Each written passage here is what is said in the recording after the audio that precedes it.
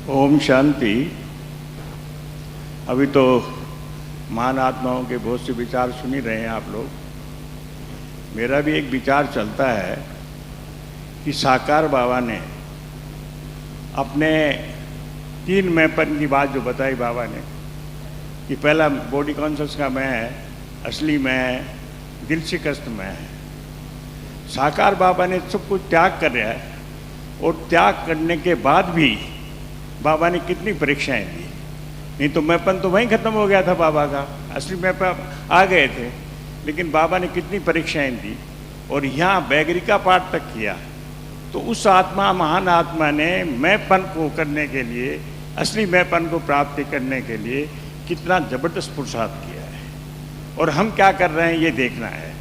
इसलिए बाबा बार बार एक ही बात कहता है मैंपन की। तो और आज उसी त्याग से इन लोगों ने इतनी तपस्या करके मैंपन को ख़त्म करके इतना त्याग किया, उसका रिजल्ट आज हमारे पास में है। मैं समझता हूँ उसी का रिजल्ट है।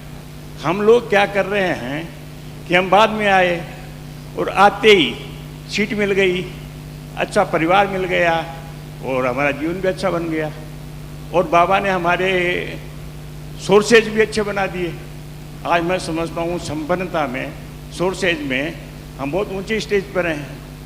उसी के कारण से मैं देखता हूँ कि जो जो स्टेज पे बैठ गया उसका वही जो हमारा 63 जन्म का संस्कार था वो काफ़ी इमर्ज हो गया, क्योंकि मैं आ गया बहुत ज़्यादा।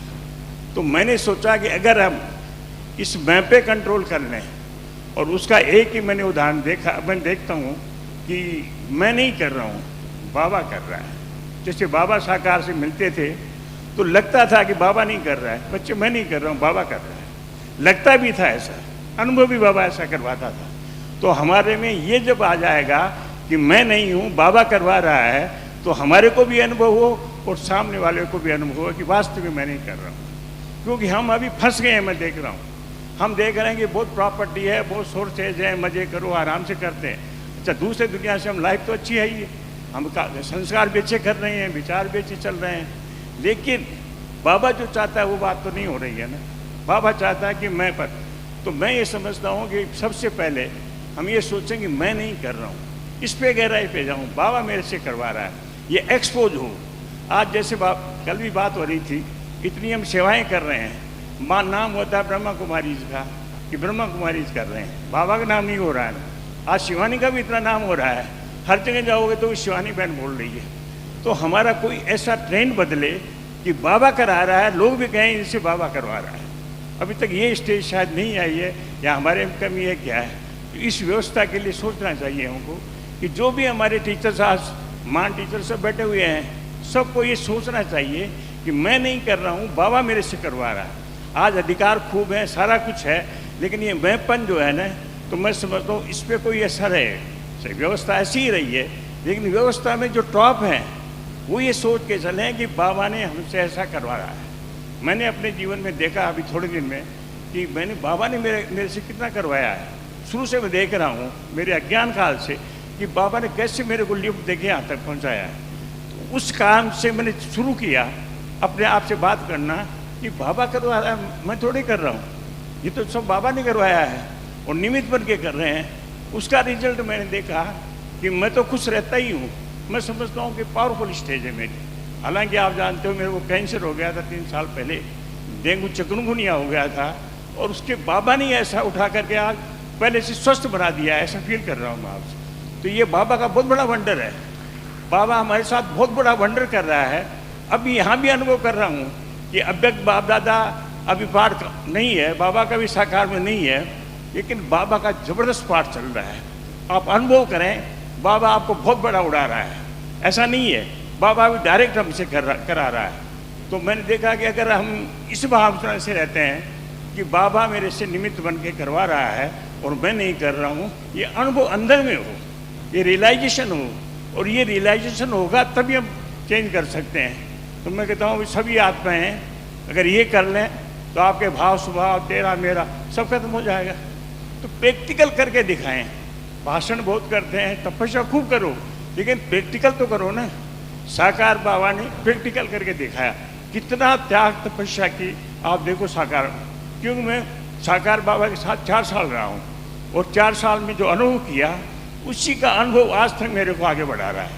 और इस उम्र में मैं 88 में बाबा ने बीमारी से भी ठीक किया और ऐसा उत्साह उमंग रखता है, कुछ गाय भी नहीं होती जैसे मेरे जीवन में।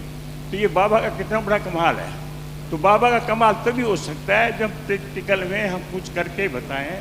मैं नहीं कर रहा हूँ, मैं निमित्त हूँ, बाबा मेरे से करवा रहा है।